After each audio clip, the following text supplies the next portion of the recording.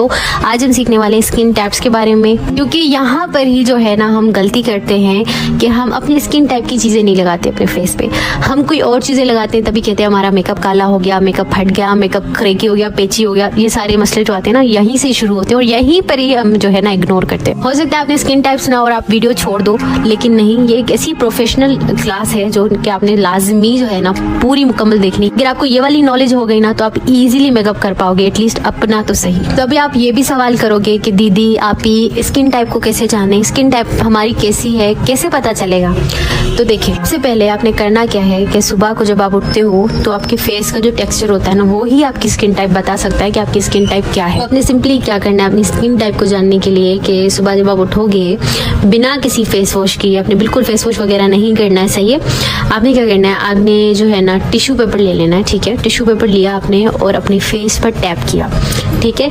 आप जब अपने फेस पे टैप करोगे ना तो आपको पता चल जाएगा कि वेदर आपकी स्किन ऑयली है, वेदर ड्राई है, क्या है। आपने जस्ट टिश्यू पेपर लेके अपने फेस पे टैप करना है। अगर आपके फेस से ऑयल छूटा है, रिलीज हुआ है, तो इसका मतलब आपका फेस ऑयली है, पूरे फेस पे ऑयल है। तो अगर आपकी स्किन पे कोई ऑयल नहीं है बल्कि आपकी स्किन जो है वो बिल्कुल टाइट, इची, पेची टाइप की लग रही है, तो मतलब आपकी स्किन ड्राई है, ठीक है। और अगर आपकी स्किन पे कहीं पर तो ऑयल है और कहीं पर तो ड्राइनेस है, तो मतलब आपकी स्किन कॉम्बिनेशन है, ठीक है।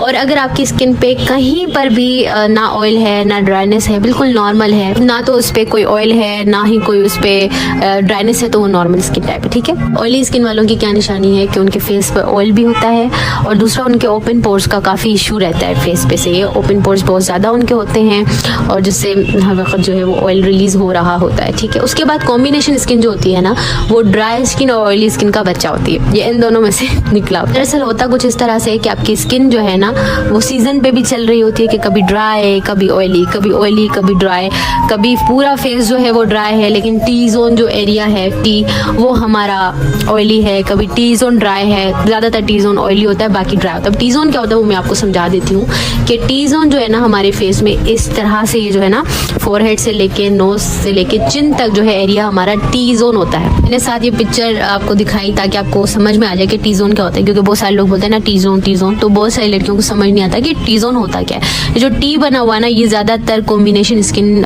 वाली गर्ल्स का जो है ना ऑयली होता है, ठीक है। और बाकी जो रेस्ट ऑफ फेस है वो सारा ड्राई होता है, सही है। उसके बाद सेंसिटिव स्किन की बारी है, तो सेंसिटिव स्किन जो है ना कोई भी चीज़ उनको सूट नहीं करती। मिसाल के तौर पे मैं ये क्रायोलिन ट्रीटमेंट से लगा रही हूँ, अगर मैं कोशिश करूंगी किसी और बेस पे शिफ्ट करने के लिए, तो मैं जैसे ही अप्लाई करूंगी मुझे या तो पिंपल निकल आएंगे, रैशेस हो जाएंगे, रेडनेस हो जाएगी।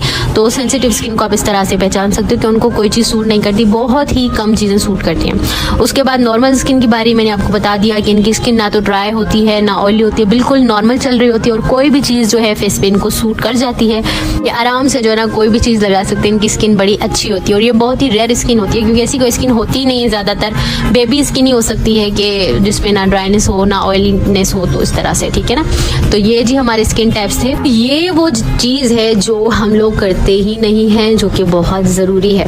यहीं पर ही हम लोग ना मार खाते हैं कि हमारा मेकअप यहीं से ख़राब होना स्टार्ट होता है और हम क्या समझते हैं कि हमारा बेस ख़राब है, हमारा पाउडर ख़राब है, हमारा प्राइमर ख़राब है। यही वो चीज़ें हैं जो सैलून्स में की जाती हैं, तो उनका मेकअप इतना फ्लॉलेस लॉन्ग लास्टिंग रहता है। हम क्या करते हैं, बस डायरेक्टली प्राइमर लगा दिया, डायरेक्टली फाउंडेशन अप्लाई कर दिया, तो बेस जो है वो हमारी खतरनाक ही लग रही होती है। तो ये जो सी है ना इसका मतलब है क्लिनजिंग है, ठीक है। उसके बाद है जी टोनिंग बहुत ज़रूरी है।